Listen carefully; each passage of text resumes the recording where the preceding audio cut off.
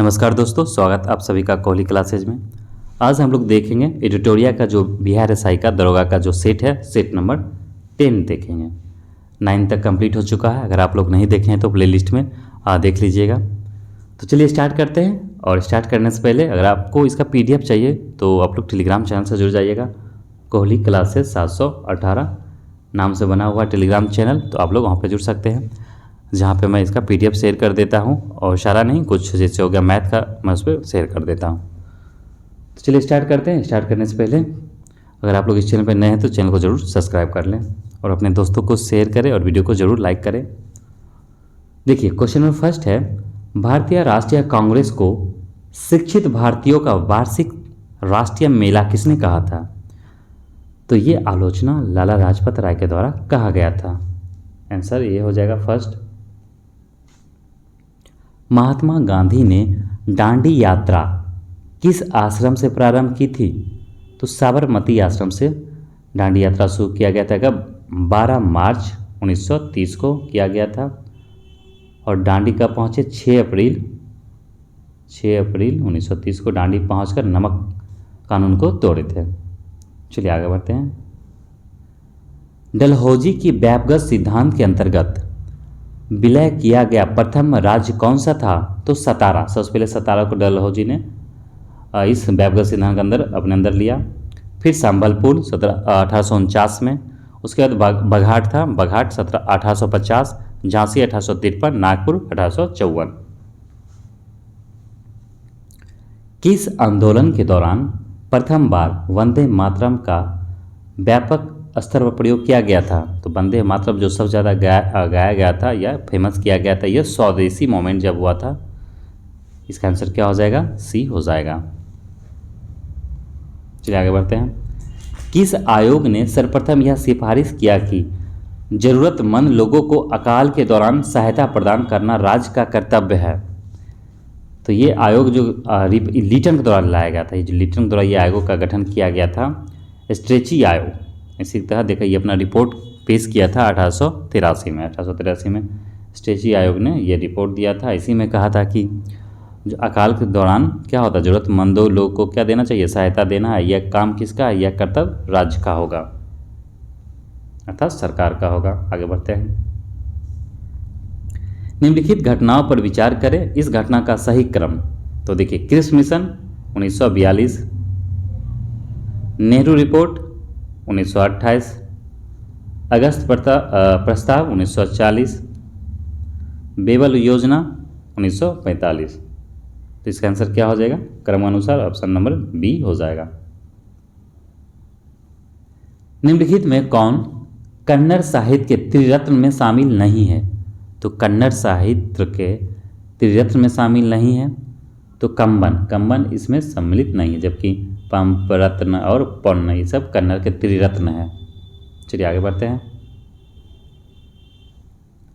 दिल्ली सल्तनत की राजस्व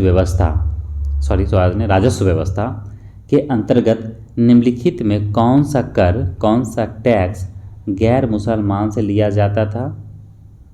तो ये कौन सा लिया जाता था? ये लिया जाता था खराज और जजिया। ऑप्शन डी हो जाएगा। तो खराज क्या था? तो गैर मुसलमान से लिए जाने वाला भूमि कर था। और जजिया, तो जजिया गैर मुसलमान से लिए जाने वाला धार्मिक कर। और जकात, तो ये जो जकात लिया जाता था टैक्स, ये मुसलमानों से लिया जाने वाला धार्मिक कर था।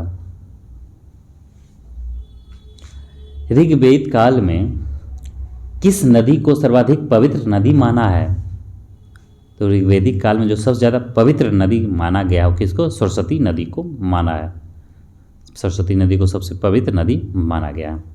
चलिए, और वहीं अगर हम बात किया जाए और सबसे ज़्यादा अगर देखा जाए तो ऋग्वेदिक काल में जो सिंधु नदी, इसमें चर्चा किया गया, सबसे ज़्यादा सिंधु के बारे में बात किया गया और सबसे महत्वपूर्ण नदी सिंधु था, लेकिन पवित्र सरस्वती नदी।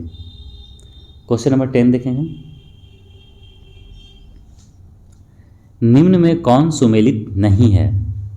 इसमें से कौन सा सुमेलित नहीं है? देखिए, ऋग्वेद स्तुति का भजन का ज्ञान, सामवेद विज्ञान का ज्ञान नहीं, विज्ञान का नहीं, सामवेद क्या संगीत से रिलेटेड है, तो यही सुमेलित नहीं है। बाकी इसका सभी सुमेलित है। अथर्ववेद क्या जादू टोना से संबंधित है। यजुर्वेद यज्ञ संबंधी सूत्रों का ज्ञान है। मुगल सम्राट अकबर ने किस वर्ष मजहरनामा की घोषणा की थी? तो मजहरनामा अकबर के द्वारा कब घोषित किया गया था? 1579 में किया गया था, जिसके तहत क्या किया था? इन्हें जितना भी धार्मिक मामला था अपने हाथों में ले लिया था। निम्नलिखित में किस इतिहासकार ने रजिया के बारे में लिखा और माना है कि वह अपने सभी भाइयों की तुलना में अधिक सक्षम और योग्य थी? तो ये बात किसके द्वारा कहा गया? तो ये मिन्हाज उस सिराज के द्वारा कहा गया है। और मिन्हाज उस सिराज की एक रचना है, पुस्तक है, तबकात आ नासिरी, तबकात आ नासिरी, इसी में इस बात को इसने कहा है। केंद्रीय सतर्कता आयोग का गठन किस समिति की अनुशंसा पर किया गया? तो सीवीसी केंद्रीय सतर्कता आयोग का गठन किस समिति की अनुशंसा पर किया गया था? ये किया गया था संथानम समिति के सिफारिश पे। इसका आंसर क्या हो जाएगा? बी हो जाएगा। 1964 में इसका स्थापना हुआ था। निम्न में किस अधिनियम द्वारा केंद्रीय बजट को राज्य बजट से अलग किया गया था? तो कब किया गया था? ये भारत शासन अधिनियम 1919 के तहत 1921 में अलग किया गया था। चलिए आगे बढ़ते हैं। निम्न में कौन सा संवैधानिक निकाय नहीं है? इनमें से कौन सा है जो संवैधानिक निकाय नहीं है? तो केंद्रीय सूचना आयोग संवैधानिक आयोग नहीं है। चलिए, संवैधानिक निकाय जैसे निर्वाचन आयोग हो गया, लोक सेवा आयोग हो गया, राज्य सेवा आयोग हो गया, वित्त आयोग हो गया, भारत के महान्यायवादी अटॉर्नी जनरल, राज्य का महाधिवक्ता, ये सब संवैधानिक है। गैर संवैधानिक जैसे हो गया नीति आयोग, राष्ट्रीय मानवाधिकार आयोग, केंद्रीय सूचना आयोग, केंद्रीय सतर्कता आयोग, ये सब गैर संवैधानिक आयोग है। निम्नलिखित में किसे संसद की लोक लेखा समिति का मित्र या दार्शनिक और मार्गदर्शक कहा जाता है? तो किसे कहा जाता है? तो ये कहा जाता है नियंत्रक एवं महालेख परीक्षक को कहा जाता है। इसका आंसर बी हो जाएगा, कैग। आगे बढ़ेंगे। और कैग आर्टिकल किस में है? 148 से 51 में कैग का चर्चा किया गया। निम्न में कौन संघीय संविधान की विशेषता नहीं है? तो संघीय संविधान की विशेषता क्या नहीं है? तो एकल संविधान संघीय संविधान की विशेषता नहीं है। विवाह तलाक न्यायालय की अवमानना उच्च न्यायालय के किस क्षेत्राधिकार के अंतर्गत आता है? तो ये प्रारंभिक क्षेत्राधिकार के अंतर्गत आता है, हाईकोर्ट के। आगे बढ़ेंगे। क्वेश्चन नंबर 19 देखेंगे। राज्य विधान परिषद में कितने सदस्यों का नामांकन राज्यपाल द्वारा किया जाता है?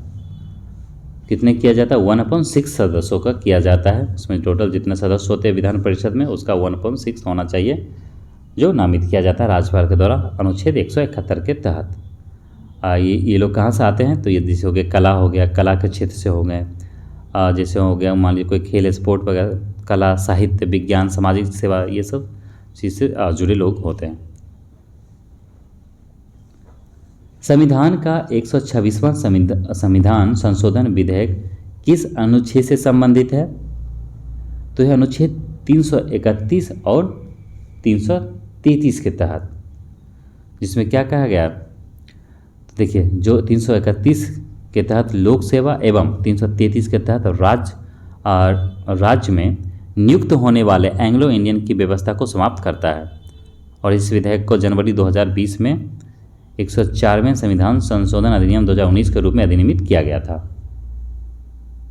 इसका आंसर क्या हो जाएगा? इसका आंसर फर्स्ट हो जाएगा, ए हो जाएगा, ऑप्शन नंबर ए।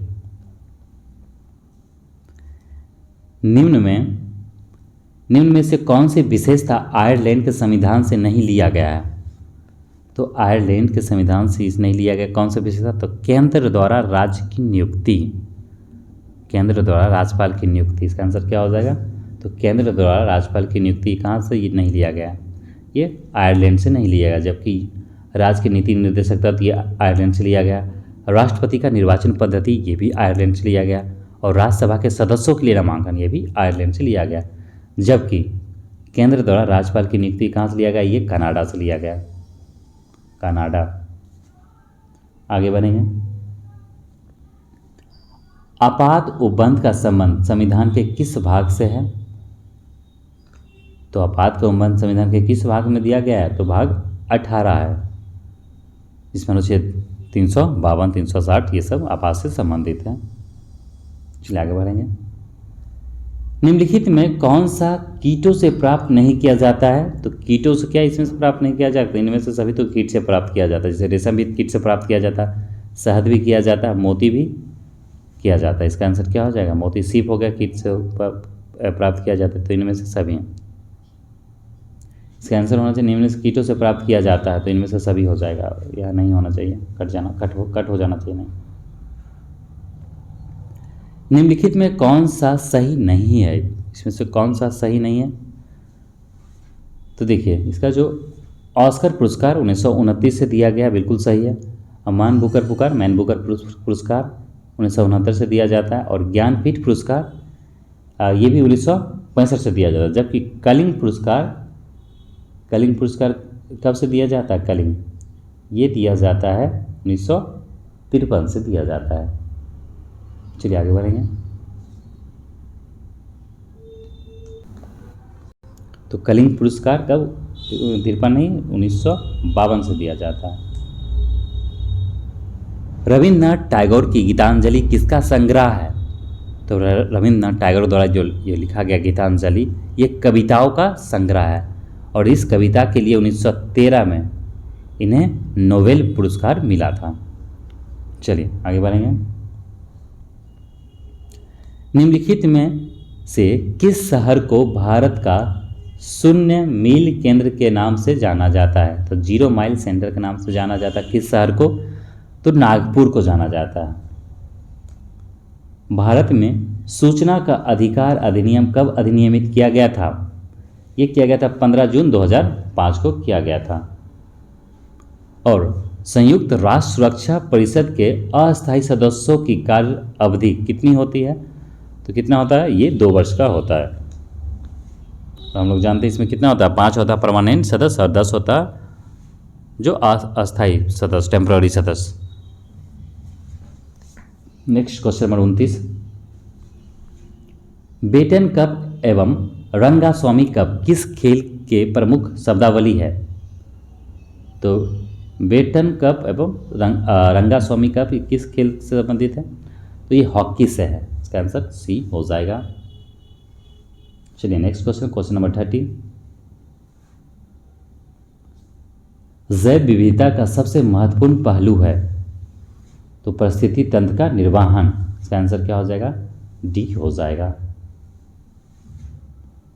निम्न में से कौन एक प्रवाल, अर्थात प्रवाल मूंगा जो है, कोरल रीफ, निम्न में से कौन एक प्रवाल विरंजक का सबसे अधिक प्रभावी कारक है? निम्न में से कौन एक प्रवाल विरंजक का सबसे अधिक प्रभावी कारक है? तो सागरीय जल के सामान्य तापमान में वृद्धि, इसी से नुकसान होता है सबसे ज़्यादा प्रवाल को। निम्नलिखित आर्द्र क्षेत्रों में किन्हें रामसर का दर्जा प्राप्त है?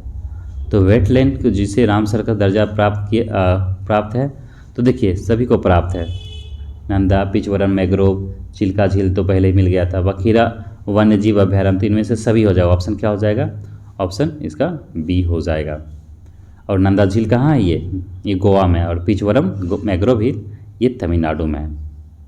और बखीरा कहाँ का है? उत्तर प्रदेश का, और चिल्का उड़ीसा, आप लोग जान रहे होंगे। ये सब रामसर साइड है। और रामसर दिवस कब मनाया जाता है? 2 फरवरी को मनाया जाता है प्रत्येक साल।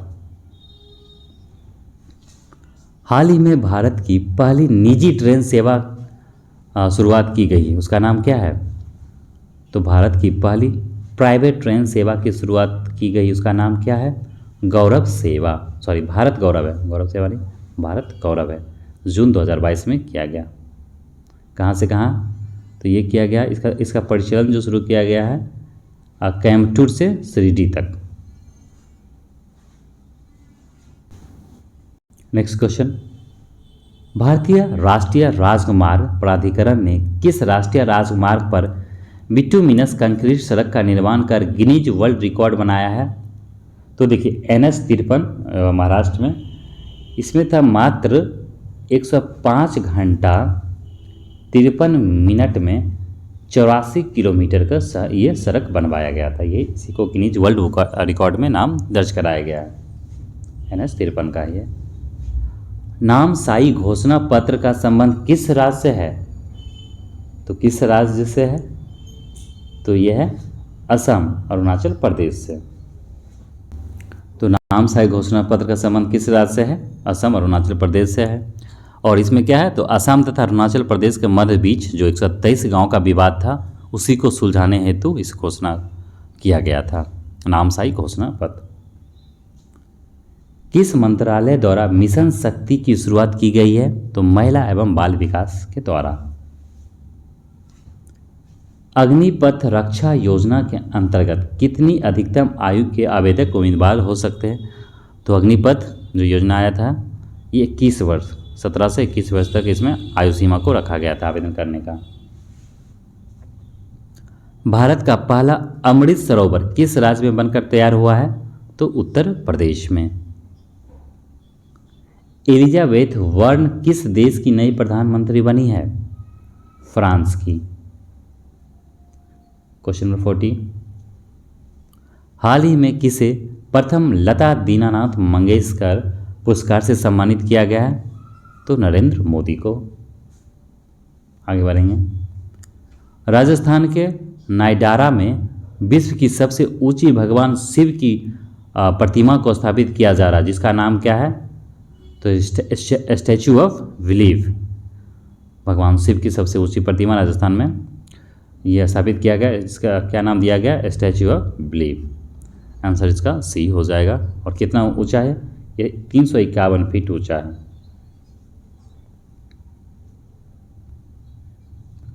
हिंदी भाषा में MBBS कोर्स शुरू करने वाला देश का पहला राज्य बना है कौन? तो हिंदी भाषा में MBBS कराने वाला जो देश का पहला राज्य बन गया, कौन बन गया है? ये बन गया मध्य प्रदेश। चलिए आगे बढ़ेंगे। वैश्विक शांति सूचकांक, वैश्विक शांति सूचकांक 2022 में कौन सा देश प्रथम स्थान पे है? देखिए मोस्ट ऑफ इसमें जो क्वेश्चन अभी 2022 का लिया गया है करेंट का, नेक्स्ट में जो आएगा सेट उसमें 23 का भी होगा। तो देखिए दोनों याद करना, 22-23 दोनों याद कर लीजिएगा आप लोग। वैश्विक शांति सूचकांक 2022 में जो प्रथम देश है वो कौन है? आइसलैंड है। और भारत का स्थान क्या है? तो देखिए भारत 135वां स्थान है, जो कि काफ़ी अशांत है, शांत नहीं है, शांति नहीं है। ओनली वन अर्थ विषय के साथ 2022 में कौन सा दिवस मनाया गया है? पर्यावरण दिवस, जो 5 जून को मनाया जाता है। आंसर हो जाएगा सी हो जाएगा। आगे बढ़ते हैं। 19वां NAM, नेम मतलब नॉन एलाइड जो था गुट निरपेक्ष आंदोलन मूवमेंट, नॉन एलाइन मूवमेंट शिखर सम्मेलन 2023 का आयोजन कहाँ किया गया है? तो ये कहाँ किया गया? ये युगांडा में किया जाएगा। इसका आंसर क्या हो जाएगा? ए हो जाएगा। चलिए आगे बढ़ते हैं। और इसमें कितना 120 देश है। इसका स्थापना कब हुआ था? ये याद रखिएगा 1961 में हुआ था। जनवरी 2023 में संविधान उद्योग, एक मिनट, हाँ ठीक है, क्वेश्चन नंबर 46, जनवरी 2023 में संविधान उद्योग को स्थापित किया गया कहाँ? तो जयपुर में। और Dada Saheb Phalke international film award में किसे सर्वश्रेष्ठ फिल्म का अवार्ड मिला है 2022 में? तो मिला किसे सर्वश्रेष्ठ फिल्म का अवार्ड? शेरशाह को मिला है, शेरशाह को मिला है। और वहीं बात किया जाए तो जबकि फिल्म ऑफ द ईयर का खिताब पुष्पा द राय को मिला है, पुष्पा। आगे बढ़ेंगे। अक्टूबर 2022 में आए सितरंग चक्रवात तूफान का नामकरण किस देश ने किया है? सितरंग चक्रवात जो आया था, ये जो नाम किसके द्वारा दिया गया है? ये नाम दिया गया थाईलैंड के द्वारा। इसका आंसर डी हो जाएगा। इस कौन सा एरिया में आया? तो ये पश्चिम बंगाल तथा बांग्लादेश का जो क्षेत्र है उसमें ये आया था। आर्थिक सर्वेक्षण 2022-23 के अनुसार भारत में सर्वाधिक FDI किस देश से प्राप्त हुआ है? तो सबसे ज़्यादा जो प्राप्त हुआ है FDI, फॉरेन इन्वेस्टमेंट, तो ये कहाँ से? तो देखिए ये सिंगापुर से प्राप्त हुआ है। नंदा झील जिसे हाल ही में रामसर सूची में शामिल किया गया है किस राज्य से है? तो अभी अभी हम लोग किए थे, नंदा झील कहाँ से है? तो गोवा से, जिसे रामसर साइड में मिलाया गया है, शामिल किया गया है। सितंबर 2022 में भारत ने किस देश के साथ शिक्षा के क्षेत्र में सहयोग हेतु समझौता किया है? तो यूएई के साथ। क्वेश्चन नंबर 52,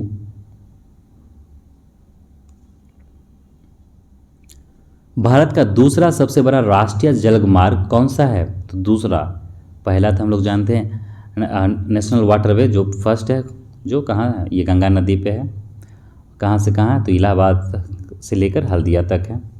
और जो दूसरा सबसे बड़ा जो जलमार्ग है NH4 है, चलिए, जिसकी लंबाई 1095 है। भारतमाला परियोजना की घोषणा कब की गई है? तो भारतमाला परियोजना की घोषणा किया गया था 2017 में, 25 अक्टूबर 2017 को किया गया था। क्या था ये? पूरा बनाने को लेकर सड़क को। भारत में सबसे अधिक ऊंचाई पर स्थित झील कौन सी है? चोलामू झील। चोलामू झील सबसे ऊंची, सबसे देखा जाए तो सबसे अधिक ऊंचाई पर स्थित चोलामू झील है। और ये कहाँ है? ये सिक्किम में है और तीस्ता नदी से निकलती है। और सबसे बड़ी तटीय झील चिल्का झील है, जबकि सबसे अधिक खारे पानी का अगर बात किया जाए, सबसे अधिक खारे पानी का झील तो सांबर झील है। नेक्स्ट, पाकिस्तान की सीमा किस भारतीय राज्य के साथ सबसे ज़्यादा लंबी लगी हुई है? तो सबसे ज़्यादा जो सटा हुआ है पाकिस्तान का सीमा, ये राजस्थान के साथ सटा हुआ है। आटाकामा रेगिस्तान स्थित है। तो आटाकामा रेगिस्तान कहाँ स्थित है? राजस्थान या नहीं? पश्चिमी चिली, उत्तरी चिली, दक्षिण पूर्वी चिली, कोई नहीं। तो कहाँ? ये उत्तरी चिली में है। मगारी तथा हिंद किसकी सहायक नदी है? कावेरी की। उत्तरी अंडमान की सबसे ऊंची चोटी है। तो उत्तरी अंडमान की जो सबसे ऊंची चोटी है वो है सैडल पीक। इसका आंसर फर्स्ट हो जाएगा। ये कितना है? 740 मीटर। चावल उत्पाद में भारत का कौन सा राज्य प्रथम स्थान रखता है? तो चावल उत्पाद में ये अभी आया था आर्थिक सर्वेक्षण 2022-23 के अनुसार। तो प्रथम स्थान कौन रखता है? इसके अनुसार रखता है कौन? पश्चिम बंगाल। भारत का कौन सा राज्य 100% विद्युतीकरण रेलवे नेटवर्क वाला भारत का पहला राज्य बन गया है? तो यह है कौन? हरियाणा है। और हाल ही में सारा थॉमस का निधन हो गया, उनका संबंध था। तो सारा थॉमस का निधन हो गया, उनका संबंध क्या किससे था? तो वो लेखक थे। वार एंड वुमन पुस्तक के लेखक कौन है? वार एंड वुमन पुस्तक के लेखक कौन है? तो M.A. हसन। किससे संबंधित है? तो बांग्लादेश जब आज़ादी हुआ था उस समय का है। पाकिस्तान से अलग किया गया था बांग्लादेश को।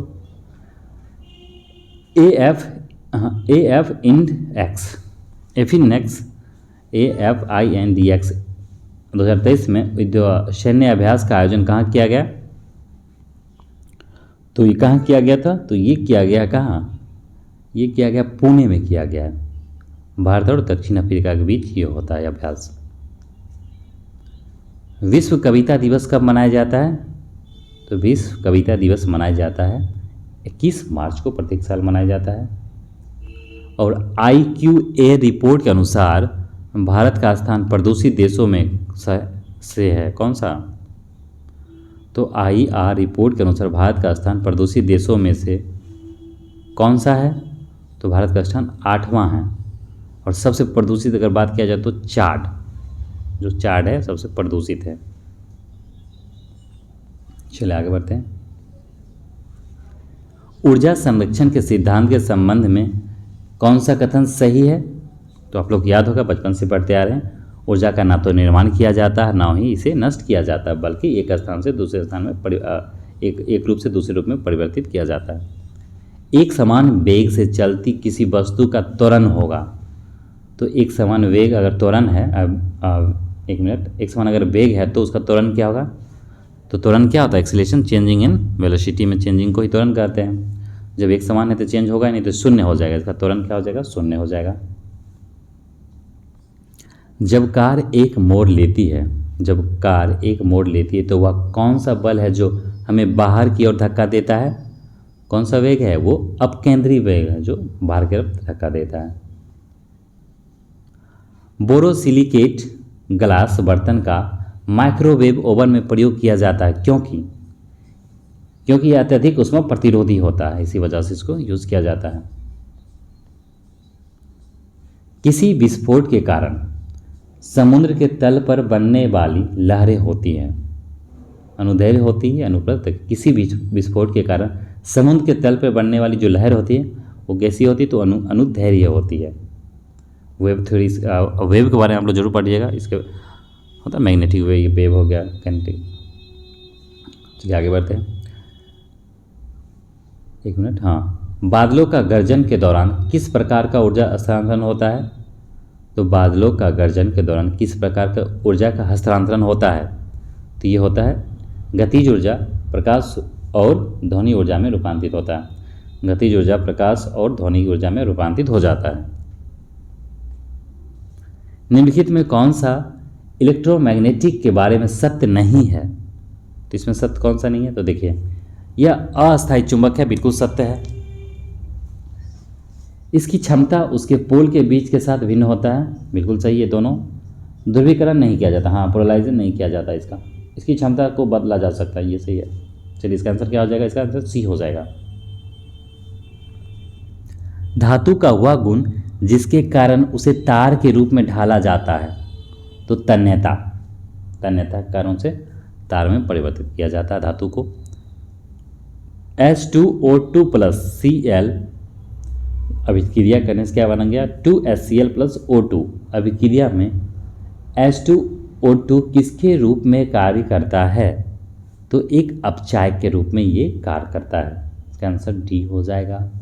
तो देखिए, H2 अपचायक की भांति कार्य करता है। अब तो अपचायक वे पदार्थ होते हैं जो इलेक्ट्रॉन का त्याग करता है, जबकि ऑक्सीकारक वे पदार्थ होते हैं जो इलेक्ट्रॉन को ग्रहण करता है। निम्नलिखित में कौन सा कथन गलत है? तो इसमें से कौन सा कथन गलत दिया गया? तो देखिए, सोडियम हाइड्रोक्साइड की क्षारीय प्रकृति सोडियम आयनों की उपस्थिति के कारण होता है। तो इसमें यही जो कथन ऑप्शन नंबर डी, ये गलत दिया गया है। वो OH आयन कारण होता है। चलिए बाकी इसमें सारा सही है। मिट्टी की अम्लीय प्रकृति निम्नलिखित में किसकी सांद्रता पर दर्शाई जाती है? तो मिट्टी का जो अम्लीय प्रकृति होता है वो किसका सांद्रता बढ़ जाने पर दर्शाया जाता है? तो हाइड्रोजन का। आंसर ये हो जाएगा। और निम्नलिखित में कौन सी एक रासायनिक अभिक्रिया नहीं है? तो भाप का पानी का भाप में रूपांतरण, ये नहीं है, बाकी सब है। निम्न में कौन सा एसिड कार बैटरी में प्रयोग किया जाता है? तो कौन सा जो है एसिड है जिसको कार बैटरी में यूज़ किया जाता है? तो वह है सल्फ्यूरिक एसिड है। सल्फ्यूरिक एसिड क्या हो जाएगा? H2SO4। चलिए आगे बढ़ते हैं।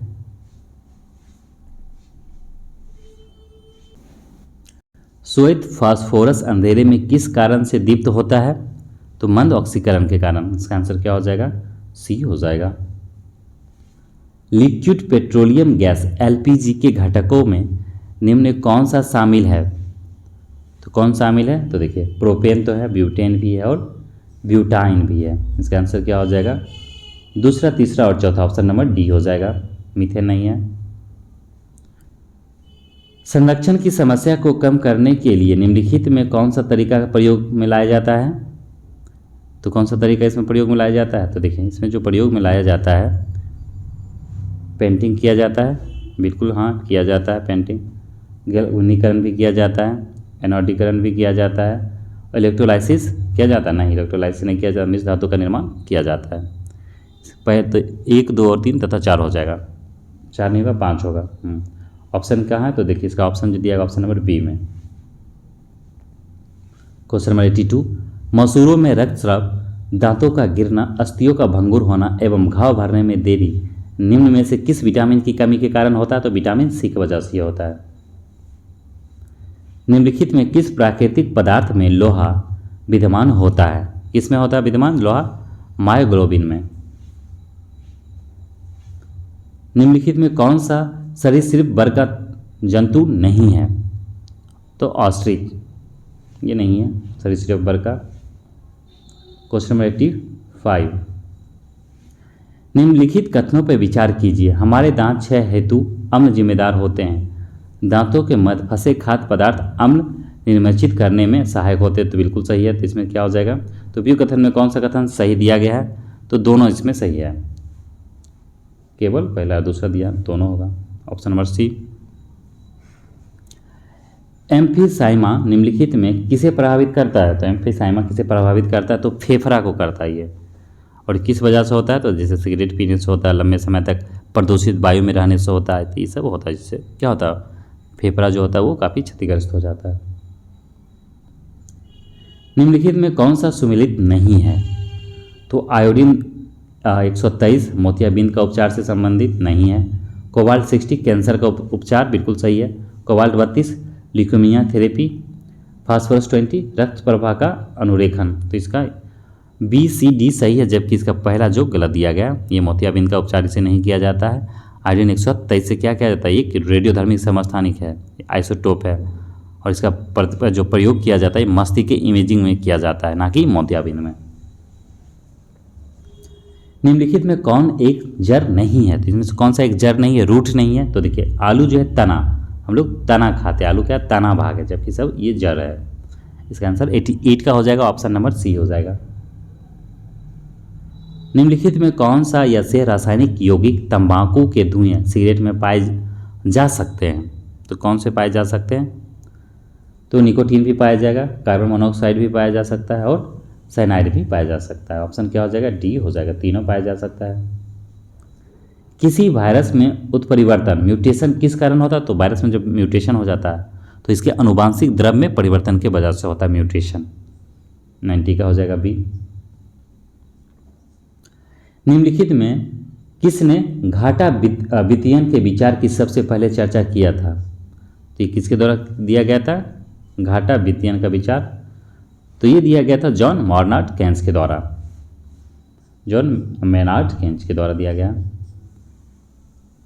क्वेश्चन नंबर 92, निम्नलिखित में किसे विदेशी प्रत्यक्ष निवेश के रूप में समझा जाएगा? किसे समझा जाएगा? तो देखिए ऑप्शन डी जो है, भारत में शैक्षणिक संस्थान स्थापित करने वाला कोई विदेशी तत्व, तो इसे कहा जाएगा विदेशी प्रत्यक्ष निवेश के रूप में समझा जाएगा। 92 का हो जाएगा ऑप्शन नंबर डी। जबकि भारत में शेयर बाजार में शेयर खरीदने वाला कोई विदेशी कंपनी नहीं होगा, जिसको डायरेक्ट नहीं माना जाएगा, मतलब विदेशी प्रत्यक्ष निवेश नहीं माना जाएगा। और भारतीय शेयर बाजार में निवेश करने वाली कोई विदेशी पेंशन निधि, ये भी नहीं माना जा सकता है। और भारतीय शेयर बाजार से शेयर खरीदने वाला कोई विदेशी वाणिज्यिक बैंक, तो इसे भी क्या विदेशी प्रत्यक्ष निवेश के रूप में नहीं समझा जाएगा। जबकि भारत में शैक्षिक संस्थान स्थापित करने वाला कोई विदेशी तत्व को माना जाएगा। आगे बढ़ेंगे। क्वेश्चन नंबर 93, अल्प विकसित अर्थव्यवस्था की विशेषता निम्नलिखित में से कौन सी है? तो कौन सी है? तो देखिए प्रति व्यक्ति निम्न आय होता है, इनकम, और साथ ही साथ प्राथमिक क्षेत्र में अधिक कार्यबल होता है। तो ये किसका होता है? तो अल्प विकसित अर्थव्यवस्था का ये विशेषता होता है। ऑप्शन क्या हो जाएगा? ऑप्शन हो जाएगा ए हो जाएगा, पहला और चौथा। भारतीय जनजातीय सहकारी विपणन विकास परिसंघ ट्राइफेड का गठन कब किया गया था? ये किया गया था 1987 में किया गया था। इसमें क्या होता है? जनजातियों को क्या होता है? अपना उत्पाद को बेचने के लिए एक बाजार दिया जाता है, देखा जाए तो। भारतीय औद्योगिक वित्त निगम IFCI द्वारा ऋण उपलब्ध करवाता है किसे? तो निजी क्षेत्र के उद्यमों को, सहकारी क्षेत्र के उद्यमों को। तो इसका आंसर डी हो जाएगा, ऑप्शन नंबर डी हो जाएगा, ए और बी। चलिए मैथ का, तो मैथ को देखिए आंसर बता देते हैं, आप लोग सॉल्व कर लीजिएगा और इसका PDF यहाँ से ले लीजिएगा टेलीग्राम चैनल से। 96 का ऑप्शन हो जाएगा डी, इनमें से कोई नहीं। तो इसका आंसर क्या हो जाएगा? तो 1/4। 1/4 मिनट हो जाएगा। और 97 का क्या हो जाएगा, तो 97 का हो जाएगा बी 216 रुपया। और 98 का क्या हो जाएगा, तो देखिए 98 का हो जाएगा ए। और 99 का हो जाएगा, 99 का हो जाएगा बी। और 100 का हो जाएगा, 100 का हो जाएगा सी। ठीक है दोस्तों, तो आज का सेट कंप्लीट होता है। और वीडियो अच्छी लगी तो आप लोग जरूर लाइक कीजिए और शेयर कीजिए और चैनल को जरूर से जरूर सब्सक्राइब कर लीजिए। मिलते हैं हम लोग नेक्स्ट वीडियो में, तब तक लिए आप सभी का धन्यवाद।